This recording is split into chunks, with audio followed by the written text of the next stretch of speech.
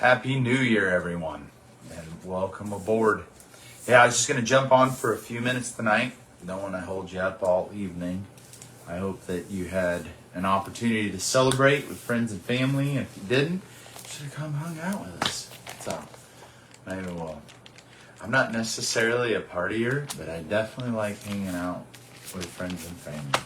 I definitely like it. It's pretty awesome. In fact, I did eat some things I don't normally eat. It was really good. It was really good, and I survived it. I don't always have the strongest response or the best response to certain foods, but man, awesome. It was a good evening. Hey, we're going to be in Proverbs chapter 3 tonight. Title of the sermon is Wisdom Leads to Healing, and I'm going to go through it real quick. 3 points. 1, peace is the product of obedience. Why is that? Well, when there is an absence of obedience, there's an absence of discipline. And discipline is really what moves us into a place of rest. Some people get annoyed by routine, but routine saves you in many respects. Not in the eternal sense, okay, don't be that guy.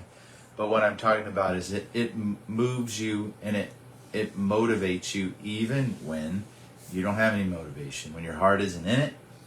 And when you're not necessarily feeling loving, you have established a pattern of loving. And every bit of our thinking has to come into conformity with what it is that God intends for us to do. Point 2 tonight, godly wisdom does not fail. It is constantly relevant. Godly wisdom does not fail. It is constantly relevant. And why is that? It's because the wisdom of God is eternal. The wisdom of God is eternal, and it can constantly be applied. If you take the first 2 ideas, right, peace is the product of obedience, and you add it to the idea that godly wisdom does not fail. Well, what does that mean? Ultimately, we're coming into the recognition that if godly wisdom is applied and activated in our lives, it slows our heart and mind down. We're not making the same mistakes. We're not looking at things the same way over and over again. We are evaluating and even reevaluating. So what's current, we evaluate, and what has gone by, we reevaluate. This last week, I had a series, let me talk about it.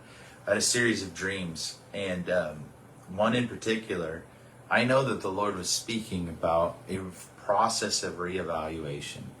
And what needs to be looked at and how it needs to be considered. And that isn't always the easiest thing when we're... I just realized my phone's sitting here and I said the word series, and apparently my voice recognition thing's on. I'm going to fix that. Nonetheless, and in it, the reevaluation of things, and it's not as easy when we're awake sometimes, if you will, for us to look at it. And if you've ever experienced any of the things I'm talking about, when God speaks in dreams, He will walk you through a story. And if you pray on it, sometimes things are confusing, but if you pray on it and you don't try to rewrite it or make it fit whatever, if you pray on it, I promise you the Lord will speak. I just realized some other things today about a dream I had a few years ago before the whole shutdown. And I'm looking at things we're dealing with right now, and they are there. They are still there. They are still happening. And I want to encourage you. I mean, we've seen a couple things happen in the last day or so. For one, don't let anybody inspire hatred in your heart. Okay? Don't let anybody do that. This thing that happened in New Orleans is terrible. It's probably going to make less sense as things go on. But remember, when things don't make sense, and by that I mean once the media and whatever else gets a hold of it, when things don't make sense, they do. Okay? You just have to be willing to evaluate things that are outside your scope. All right? And maybe that's confusing at first, but understand that when these types of things happen, they're meant to induce fear. And then you have to be slow in your response and prayerful in your considerations. But don't let people cause you to run away with things. All right, we have been drug into wars with things like this before. And so there's this desire to align, to get rid of a threat or to deal with a threat. And in reality, we don't even know where it's coming from. We don't. The people that cause it do. They know 100% where it's coming from, what it is, and what it's meant to induce. And some people say, well, why would people do that? Why would people throw their lives away? You don't know the pressure that some of these groups will apply to a life. You don't know. You don't know what threats are made. You don't know how it comes. This is why it's important. This is why I'm speaking our Proverbs. I listened to this all day. This is what I was doing all day. I was listening to Proverbs, and I decided on 3 for tonight because it's New Year's. So point 3, and what I think 2025 needs here for us as Christians is hold nothing back. Why is that important? Because a true servant gives from every part of his or her life. Every one of them. Every area is open and available for inspection and judgment of God, and there is no real reason ever to keep or even believe you can keep a secret. You won't. Ultimately, what comes out is the truth. And there are times the truth is a difficult reality. It's a difficult thing to accept. One, that we have accepted certain realities or understanding of things, or we hoped they were true and we had a lot invested in them being true. And they weren't. And that can be from a lack of discernment. That can be just straight out favoritism. It can be any number of things. But we have to deal with things as they come to the surface. And this is why I tell you there are points that things won't look like sin.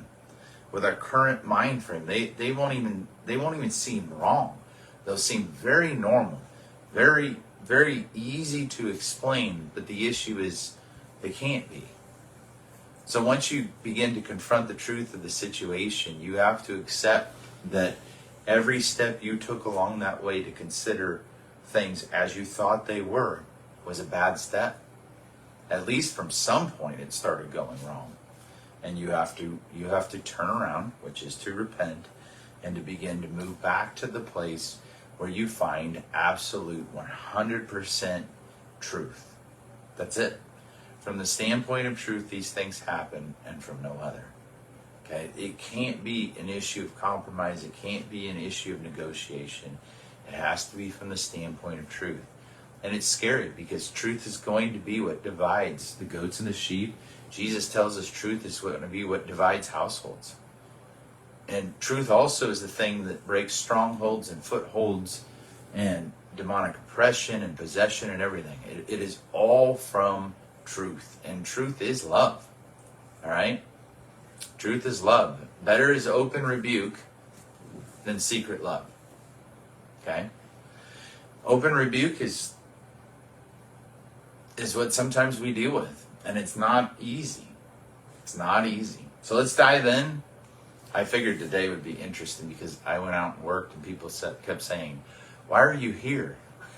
I was like, well, we took last week off with our business. And if you do what we do, if you let 2 weeks go by, you have no idea what you're walking into. Don't do it.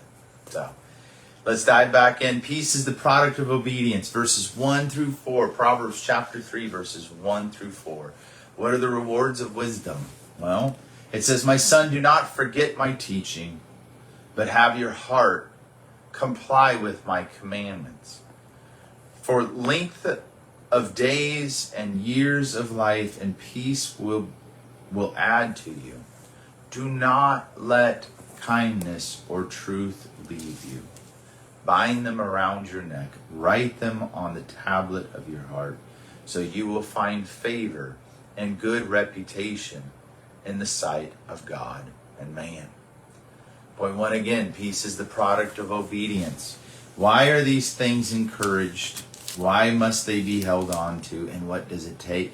Well, it takes discipline first and foremost. It takes discipline. And a lack of discipline will lead to a lack of peace. Proverbs talks about laziness. It talks about slothfulness and the rest. And a little rest, a little folding of the hands, and destruction comes. It talks about the busyness of the ants. It talks about all of these opportunities we have if we are productive, if we remain disciplined, if we remain focused. So I think a lot of the issues that I run into with the prosperity gospel is a belief that God is somehow going to allow things to materialize that would be blessing the unblessable. And by that I don't mean that you can earn anything, but there are rewards that come for wise actions and consistent behavior. They just do. So loving God means we must come to a place of complete reliance. And not only can we have it, not only should it just be in our hearts, but it should be known. It should be something that is public. It should be seen and understood, the way we conduct ourselves in our homes, the way we conduct ourselves in our church, and primarily the way that this is exhibited. If your love is proper, and it doesn't mean everybody responds well or right, but typically if your love is proper and your responses within your household are proper, it is seen. There is a cohesion, there is a love, there is an understood purpose, and it involves a shared valuing, if you will, of everyone within the home, and people find their place. They are comfortable. There is rest. There is peace. There is healing. Sometimes this requires a little bit more than we'd want, but that's where we have to pray that God elevates other portions of our, like supernaturally elevates other portions of our talents or our giftings, or they are installed. Like, oh, I don't want to do this and I don't want to go through that. And then God just begins to work away at that resistance. And suddenly we find we are enabled and empowered through the work of the Spirit to do something that we didn't think was possible, or we didn't realize was in our skill set. Every bit of our thinking, the way we feel, and even the way we view information must be refined. If the door of our heart does not have godly wisdom to guard it, we are vulnerable not just to evil, but to, every evil. We are vulnerable to every evil. I was talking to someone today as it relates to how, in counseling and you deal with things, people are sometimes shocked, and by no means am I saying anything would be justified, but the nature of affairs and how they occur. And typically one party is very vulnerable, and maybe it's an issue of maturity, maybe it's something of that sort, but what happens is ultimately in some of these circumstances there is a devaluing of one party.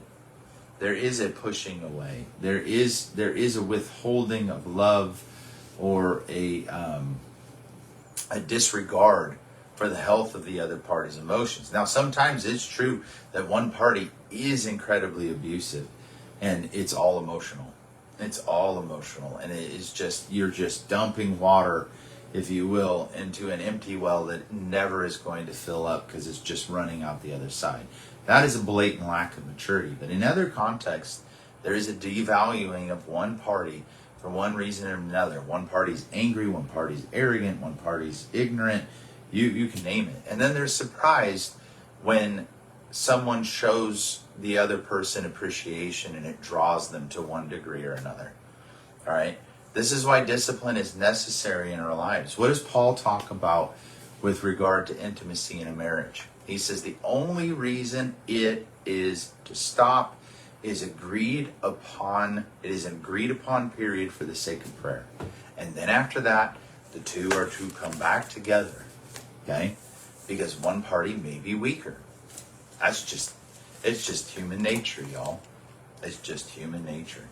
So if the door of our heart does not have godly wisdom to guard it, and by that I mean, if you are dealing with an abusive partner, please don't hear that I am going to justify in any way an affair. That's not what I'm talking about.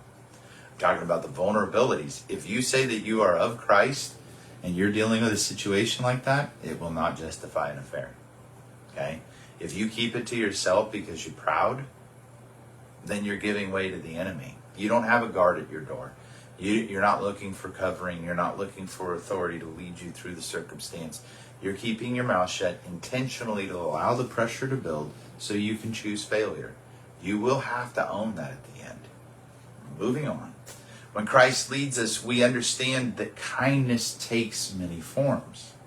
Kindness can be both contribution of time and resources, and it can also be confrontation. A good reputation is a choice. It is not an accident.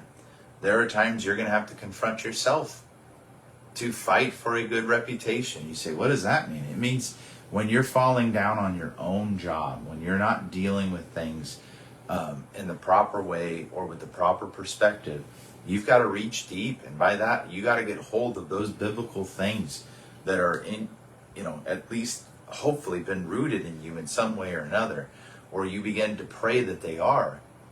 And you elevate the identity of Christ instead of your own identity. And you do what you got to do no matter what it takes. No matter what it takes. Your witness is more important than any of your hopes and dreams. Your witness is more important. People go, well, that just sounds like religion. Everybody, this and that. And I have a relationship. If your relationship with God, if you use the word relationship so that you can fail Him, that is a terrible, terrible relationship. It's awful. See, I think a relationship is that we have a set of agreed upon goals and dreams, right? If you think about this, and my goal and dream, if you will, is to see Christ glorified. But if you think about it, wouldn't one thing you share be that if something breaks your spouse's heart, it should break yours? Like if you think about the closest relationship you can have in an earthly measure, shouldn't it? Or that'd be a really dangerous place to be if what affects them to some degree at all doesn't affect you. I mean, there are things that if your partner is saddened by should ultimately draw you into a response of support. I'm not talking about silly things like if she's like, would you love me if I was a worm? My wife's never done that, thank God, ever asked any such silly question. But I gather some do, because they talk about it in some of these articles and whatever else. God bless you, man. If you would love your wife even if she was a worm, hey. Romans chapter 5, 1-3. Therefore, having been justified by faith, we have peace with God through our Lord Jesus Christ, through whom also we have obtained our introduction by faith into grace in which we stand. And we exult in the hope of the glory of God. And not only this, but we also exult in our tribulations, knowing that tribulation brings about perseverance. Now, if you consider that idea of perseverance, that is discipline. That is what it's talking about, is that we remain focused no matter what it is we encounter. Point 2, godly wisdom does not fail. It is consistently relevant, verses 5-8. Trust in the Lord with all your heart and do not lean on your own understanding. In all your ways acknowledge Him and He will make your paths straight. Do not be wise in your own eyes. Fear the Lord and turn away from evil. It will be healing to your body and refreshment to your bones. There's other points in Proverbs that talks about do not be wise in your own eyes. Paul talks about do not be wise in your own eyes. And I think there are points where we look at the world around us through our own wisdom, our own injury, our own aggravation, anger, you name it. And we make decisions that are ultimately incredibly harming to us and those that are going to rely on us. This is an area of healing we have to pursue.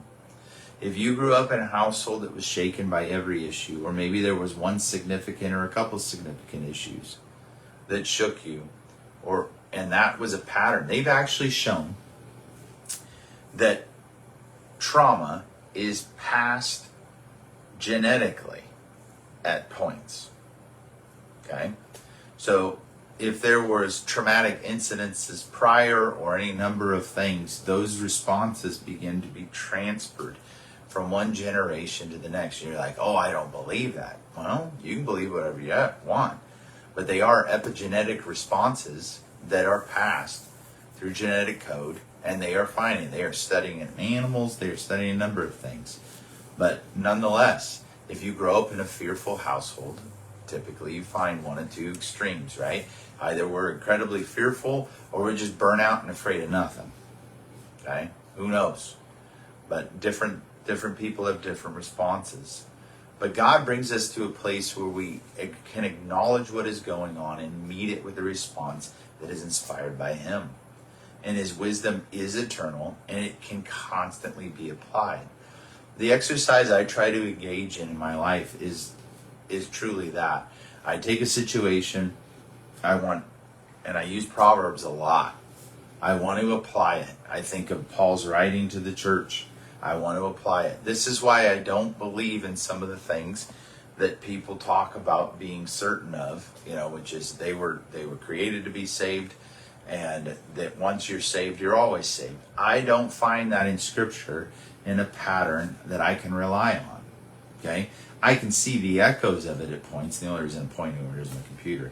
I can see the echoes of it to a degree, but I don't acknowledge it, because there is so much to the contrary that I find that is far outweighing anything that they present. And so regularly those parts get brushed over. And so it has to be an issue of context, which is where discipline comes in as well. It would be weird for Jesus to die for sins so that I can keep sinning. That's strange. It'd be strange to engage in a mindset that says, once I'm saved, I don't need to mature. I don't actually need to bear fruit. I just keep believing, and that'll be enough, no matter what I do. And so many Christians think Christians need to change with time. They need to accept more. They need to involve more. You were just talking about that at lunch today. That's awesome. That nothing actually, is certain and in place and remains true throughout time. And that is not the case for Christians. In fact, that's what we're struggling with in our country right now. And I want to say this. Obviously, most people don't know I'm on tonight. Maybe they'll see this tomorrow and whatever else. We were founded as a Christian nation.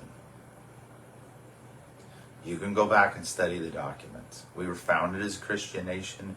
We were intended to be a Christian nation. Okay? We've allowed that to be changed. And we've allowed it to be changed, and say this in love, because we allowed ourselves to be exploited. We allowed ourselves to be entertained. And I was just watching somebody talk about this today in an interview where they were discussing worship. And his point was, we haven't made the church better with better worship. We bring on superstars and famous people. We bring on athletes and a number of things. And we sell out thousands of this and that to do TED Talks for Jesus, if you will. And then we put on rock concerts. And he says, the Christian today is so shallow by comparison to the Christians of old. And it's true that technology may change our delivery at time, but it can't be for the sake of just entertainment. I don't mind it for the sake of communication, and we've communicated in different ways throughout history. I think text is like moving backwards, though, just FYI. We're going to be sending telegrams and whatnot over wires sooner or later. You do know that, by the way. Most of our communication is over wires still. Don't let them tell you it's all satellites. I know. It's not. It's cables. It's wires. Whatever else. But when we are aligned with Christ, we begin to focus on His presence. We begin to focus on His will. And it requires wisdom. It requires that we act with godly wisdom. That we discern where He's at and what He's about. I don't mind these churches where they just sing a cappella. And if you know what that means, it means they don't have instruments. I don't agree with their theology. It's super vague how they get to that, right? And I mean, they are adamant that this is the way it is, even though David was a musician and even though there were musicians back then. But it's adamant you can't have music in the church that is produced on instruments. I don't mind to sing a cappella. I don't like how they get there, but I get it. I get the idea. I mean, but nonetheless, I also don't mind churches that have music and bands. I don't.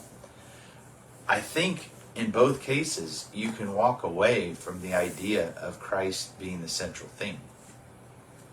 And so, no matter what it is that you are doing, if Jesus is not preached, if it is not direct, if your household is compromised, or you are living in a season of brokenness without any accountability or direction, listen, you're going to lose your understanding. It's going to flee. You will not discern the things that you need to discern, and you will not see the things that you need to see. And if we have a respect and love for the demands of God, we're going to refuse to compromise, whether we're on one extreme or the other. And there might be points in this next year where churches look at things and go, man, we don't need to be doing all this. I pray they do. Pray they do. I mean, one thing, as we move towards the season that God's going to restore us and put us back in a building, people ask, why don't you do it? Hey, because he hasn't told me to. He hasn't told me to. I mean, we have a place to meet. It's great. Get it done. We have one guitarist. We have one speaker. And then we have another speaker. I'm the second speaker. But nonetheless, we have communion. And we have community. James chapter 3:17, but the wisdom that is from above. Chapter 3:17, yeah. But the wisdom that is from above is first pure, then peaceable, gentle, reasonable, and full of mercy and good fruits. It is unwavering, without hypocrisy. And that'll be, I think, the key in 2025. You know, there's been some things said in the last number of days, and there's big controversy over these H-1B visas. And I think that if we think constitutionally, one, that the government does not possess the authority to give away a job. You know that? Think about it constitutionally. If work is art, and art is speech, and everything that we do is speech, then the government has a responsibility to protect the jobs of American workers. But here's why abandoning the understanding of God and the rights of man being from God, not the government. The government has been meant to protect those rights that are inalienable. They come from God. See, it is my opinion. Let's take it this way. All of you church closers, you realize that strip clubs were allowed to stay open. Why? Because it was art.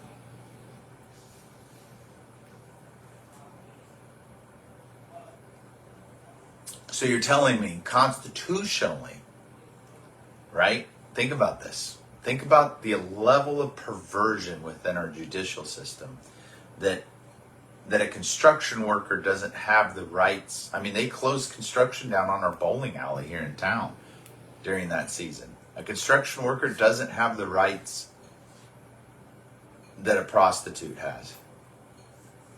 That's all a stripper is. That's all they are. Selling their bodies. That didn't bother you? That your worship leader had less rights? That your pastor had less rights? No. Guys! It's weird. Why'd you let that happen? So weird. Number 3, which I guess I don't have a problem with here, is holding nothing back.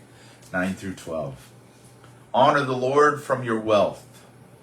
You want God to bless? Honor him with your wealth. And I'm not talking about tithe. You notice I don't talk a lot about that. I think if you're going to give to God, you're going to give. And if you're not, well, it's probably not going to go well with you. But nonetheless, here we go. I mean with your wealth. And from the first of all your produce. Then your barns will be filled with plenty, and your vats will overflow with new wine. My son, do not reject the discipline of the Lord, or loathe his rebuke, For whom the Lord loves, he disciplines. I think that's in the New Testament. I think it's in there. Just as a father disciplines the son in whom he delights. I think that's in there. What am I telling you? If God allows you to gain wealth, then you need to have the mindset that it is for the good of not only the house of God and those that work for God, right? Those who are diligent about the things of God, and to those who teach and to guide. But nonetheless, are we truly looking for the poor? Are we truly looking for the opportunity to give? In America, we have a different kind of poor. It is very difficult. Okay, we have people that make enough money on the street to still do drugs. And how do I know this? Because I was a cop. And there were drugs. Is it sad? Absolutely.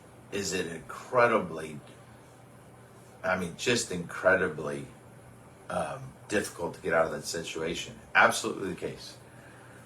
I can tell you, as a matter of fact, that there were many that would not go to the resources that were available because they had to be sober.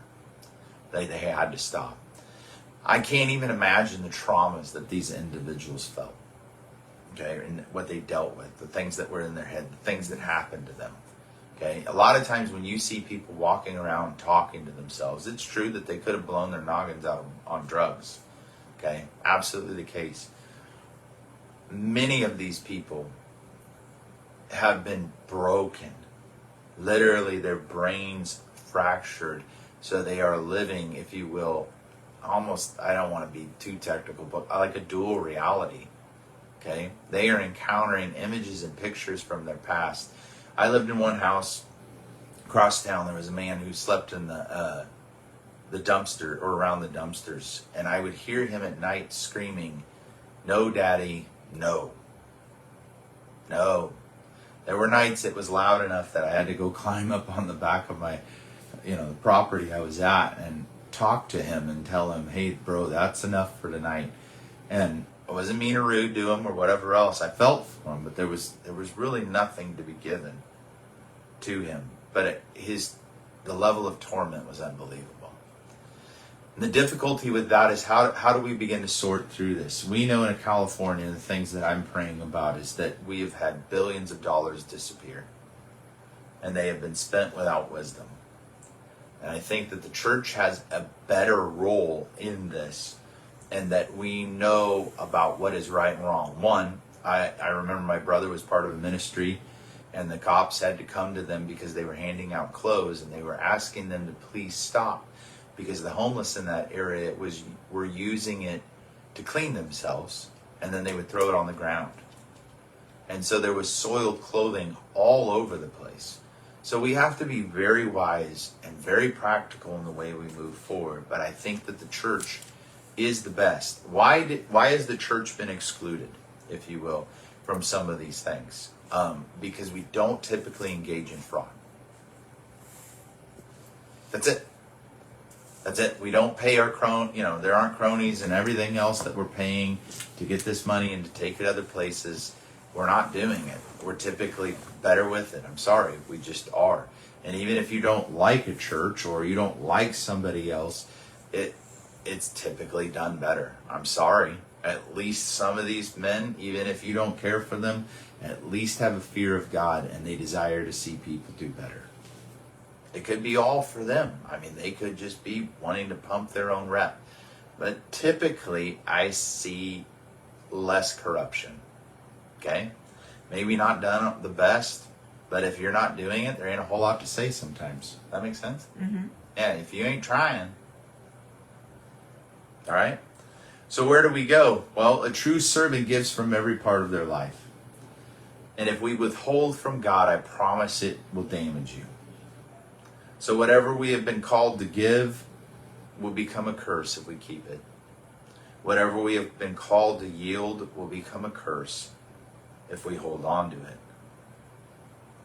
God has no end to his goodness and his supply. It goes on and on and on. And no man can ever outgive God or match the comfort that he brings. So in this, if we look to the last couple of verses, one, how are we going to use our wealth? Well, for God. how are we going to yield completely? But if we rejoice when we are corrected and taught what is good, we will become men and women of understanding. A man who is proud and unteachable, they will be broken, they will be weak, they will be in need of care. But a humble man can withstand the fires and the testing that comes. Many people don't understand. It's not the loud. It's not all the bravado. That's not what brings you to a place of rest. It's not teaching weird things so that you avoid accountability. It's not through cunning and craftiness. It is through humility. I don't want to take too much time, but humility allows you to consider things that are unlike you. That makes sense? Mm-hmm. My wife's sitting here, so I'm going to ask her. Humility allows you to consider things that are not like you. It doesn't judge things from our hurt feelings or how we've been wronged.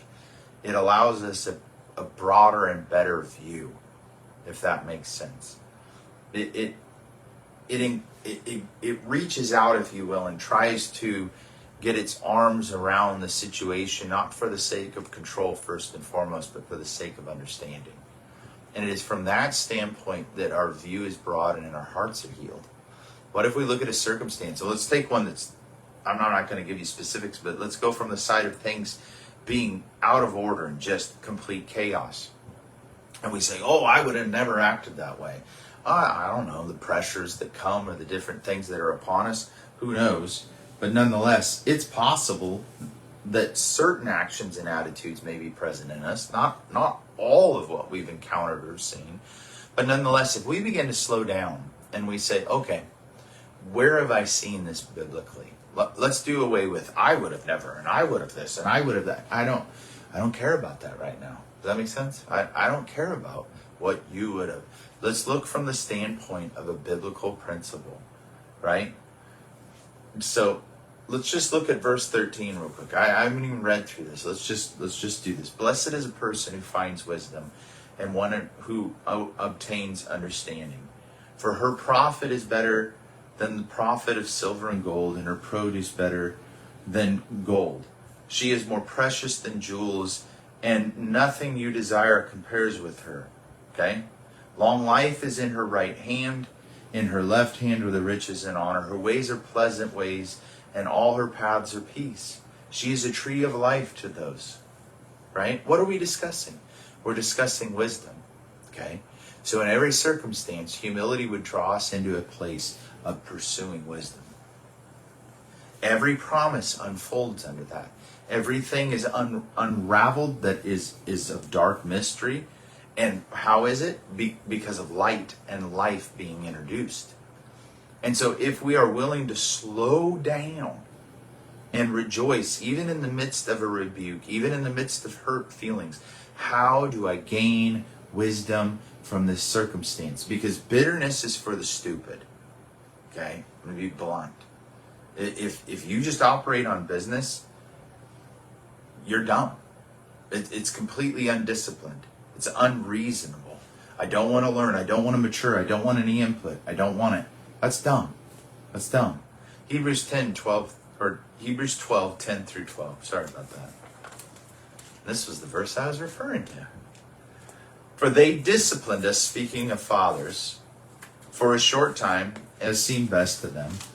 But he disciplined us for our good, so that we may share his holiness. All discipline for the moment seems not to be joyful, but sorrowful. Yet to those who have been trained by it afterwards, it yields the peaceful fruit of righteousness. Therefore strengthen the hands that are weak and the knees that are feeble. Why is this necessary? What is it saying? God isn't seeking to demoralize us. He's seeking to elevate us. When we elevate ourselves, what do we run into? Opposition and destruction. Opposition and destruction. Just a thought for 2025. Just a thought that maybe, just maybe, the Word of God will continue to be relevant. Right? Thanks, Jenny. Proverbs 12:1. One who loves discipline loves knowledge, but the one who hates rebuke is stupid. Now, I know, you're not supposed to use that word, are you, mommies and daddies? But guess what? It's true. Anyway, Happy New Year. I went a little longer than I wanted, but I started just a few minutes after, so we're doing okay. But anyhow, be prepared for the year ahead. Be wise. Eyes open, ears ready to encounter truth. Don't allow anybody to inspire you to hatred. And don't think that hatred is present when division comes. We were founded as a Christian nation. We need to continue to be a Christian nation. Okay? The people in this country have been wounded and hurt by our own government and by others that have been allowed to plague us with things, and by people who do not have our best interests at heart. Church, listen very closely. We can't align with Christ haters. We can't align with Christ haters. That's just the case. Be prepared. Be wise. Be ready. But when it comes, be strong. Be vigilant, men and women of God. I love you. Praying for you. I want to see you thrive. Hang in there.